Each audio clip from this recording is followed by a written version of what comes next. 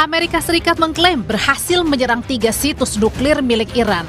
Hal ini disampaikan Presiden Amerika Serikat Donald Trump dalam pidatonya di Gedung Putih. Dalam pidato tersebut, Presiden Trump mengumumkan bahwa pasukan militer Amerika Serikat telah menghancurkan 3 fasilitas nuklir utama Iran, yakni Isfahan, Natanz, dan Fordow. Trump menyebut keputusan Amerika Serikat menyerang Iran sudah dipertimbangkan sebelumnya. Trump juga menegaskan serangan mendatang terhadap Iran akan jauh lebih besar jika tidak ada kesepakatan damai. A short time ago, the U.S. military carried out massive precision strikes on the 3 key nuclear facilities in the Iranian regime, Fordow, Natanz, and Esfahan. Tonight, I can report to the world that the strikes were a spectacular military success. Iran's key nuclear enrichment facilities have been completely and totally obliterated. Iran, the bully of the Middle East, must now make peace. If they do not, future attacks will be far greater and a lot easier. Menteri Luar Negeri Iran Abbas Araghchi mengutuk serangan Amerika Serikat terhadap fasilitas nuklir Iran.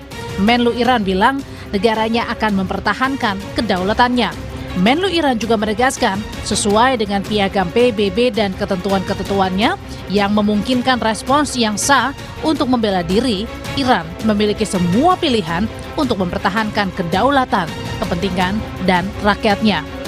Abbas juga meminta Dewan Keamanan PBB mengadakan sesi darurat guna mengutuk serangan tersebut. Against Iran's peaceful nuclear facilities. It is an outrageous, grave, and unprecedented violation of the fundamental principles of the Charter of the United Nations and international law. The warmongering and lawless administration in Washington is solely and fully responsible for the dangerous consequences and far-reaching implications of its act of aggression. In accordance with the UN Charter and its provisions allowing a legitimate response in self-defense, Iran reserves all options to defend its security, interests, and people. Merespons serangan AS ke Iran serta peperangan Israel-Iran yang semakin memanas, Sekretaris Jenderal Perserikatan Bangsa-Bangsa PBB Antonio Guterres menyuarakan keprihatinan mendalam atas penggunaan kekuatan militer Amerika Serikat terhadap Iran. Guterres menyatakan tindakan tersebut dapat menciptakan eskalasi berbahaya yang bisa memperparah ketegangan kawasan serta mengancam perdamaian dan keamanan dunia. The bombing of Iranian nuclear facilities by the United States marks a perilous turn in a region that is already reeling.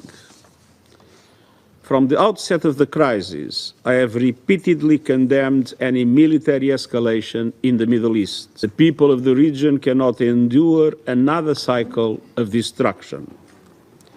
And yet, we now risk descending into a rat hole of retaliation after retaliation. To avoid it, diplomacy must prevail. Civilians must be protected. 3 fasilitas nuklir Iran, yakni Fordow, Natanz, dan Isfahan, menjadi sasaran Amerika Serikat dalam membantu Israel.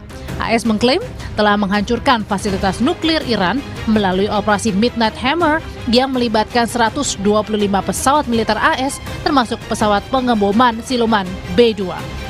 Dari rekaman drone, tampak kerusakan bangunan yang disebut sebagai fasilitas nuklir di Isfahan, Iran.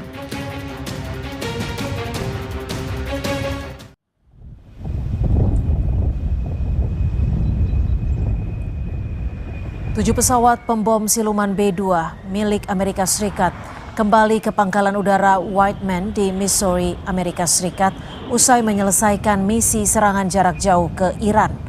Kelompok pertama yang terdiri dari 4 pesawat berputar mengelilingi pangkalan sebelum mendekati landasan pacu. Kelompok terakhir yang terdiri dari 3 pesawat tiba dalam waktu 10 menit. Pesawat-pesawat itu menjatuhkan 14 bom penghancur bunker seberat 15 ton ke sejumlah fasilitas nuklir penting di Iran seperti Fordow, Natanz, dan Isfahan.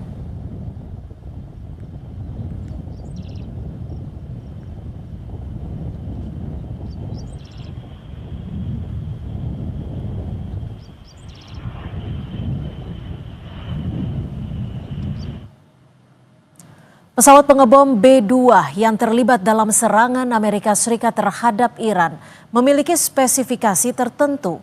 Pesawat yang tidak sulit dideteksi radar ini didesain oleh perusahaan Northrop Grumman.